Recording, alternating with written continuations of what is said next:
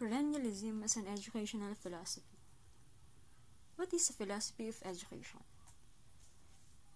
Philosophy of education is a set of related beliefs that influences what and how students are taught. It also represents answers to questions about the purpose of schooling, a teacher's role, and what should be taught and by what methods.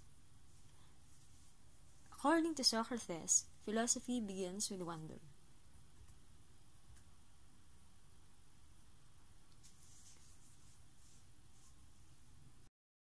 The roots of perennialism spring from the philosophy of Plato and Aristotle, as well as that of St. Thomas Aquinas.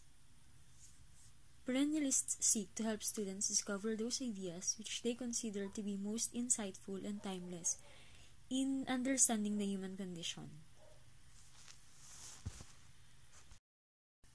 Perennialists also teach principles rather than facts. They also believe that whatever is taught should be used throughout your life. Instead of just being taught something ridiculous and never using it, they believe that teaching something worthwhile and meaningful are best for growth. Perennialism is also considered as the most old-fashioned and conventional of the 5 philosophies of education. This kind of philosophy is also called the teacher-centered curriculum. This diagram shows the concept of a teacher-centered philosophy. Perennialist classrooms are usually centered on teachers in order to accomplish the curriculum's goal. Often, the teachers are not concerned about the students' interests or experiences. Instead, they use tried and true teaching methods and techniques that are believed to be most beneficial to developing students' knowledge.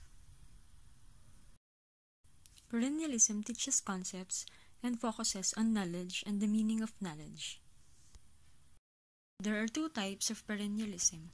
The first one is the secular perennialism that stresses the idea that education should focus on the historical development of a continually developing common Western base of human knowledge. In secular perennialism, the curriculum is usually focused upon fundamental subject areas such as English, languages, history, mathematics, and literatures. The second one is religious perennialism. Perennialism was originally religious in nature. It was developed first by Thomas Aquinas in the 13th century in his work De Magistro, or the Teacher. His ideas continue to shape the nature of Catholic schools throughout the world. St. Thomas Aquinas was a Catholic priest in the Dominican order and one of the most important medieval philosophers and theologians. He was immensely influenced by scholasticism and Aristotle's philosophies. The following are some of the advocates of perennialism. First, there was Robert Maynard Hutchins. He was an American educator and university and foundation president. He was the one who criticized over-specialization and sought to balance the college curriculum and to maintain the Western intellectual tradition at the University of Chicago in America. Hutchins was also the one who implemented wide-ranging and controversial reforms of the said university. He believed that in order to educate students for freedom, they must be educated in the liberal arts. Hutchins also viewed that liberal arts is indispensable for preparing for life. For him, teaching everyone to think and to think well was the ultimate in democratic education. Together with another advocate, Hutchins founded the Great Books of the Western World program and the Great Books Foundation. The Great Books are those books that are thought to constitute an essential foundation in the literature of Western culture. According to him, the tradition of the West is embodied in the great conversation that began in the dawn of history and that continues up to the present day. Another advocate of perennialism was Mortimer Adler. Adler was an American professor, philosopher, and educational theorist. He believed that philosophy is everybody's business and that it should become part of mainstream public school curriculum. For Adler, education should be basically the same for everyone. Adler also believed that children must acquire 3 different types of knowledge. The first one is organized knowledge, or knowledge that are factual and must be taught through lectures and other activities. The second one is the intellectual skills, which are to be taught through coaching and supervised practices.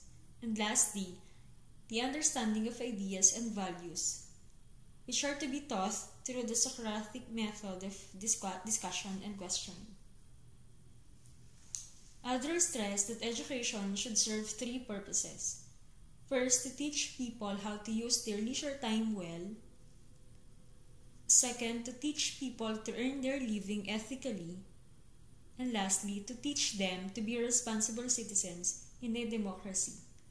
Because for Adler, each person has the innate ability to do these 3 things, and that education should, above all, prepare people to become lifelong learners.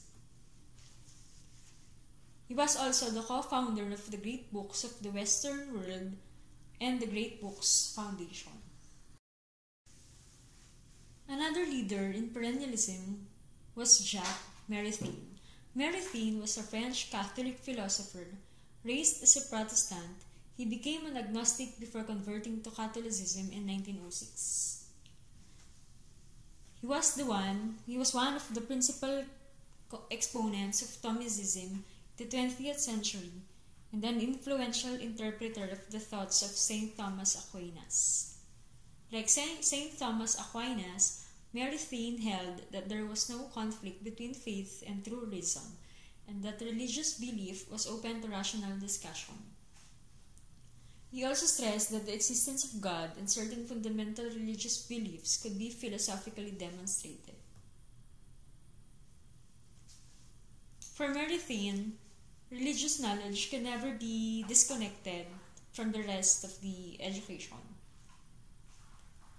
Maritain's philosophy is based on evidence accrued by the senses and acquired by an understanding of first principles.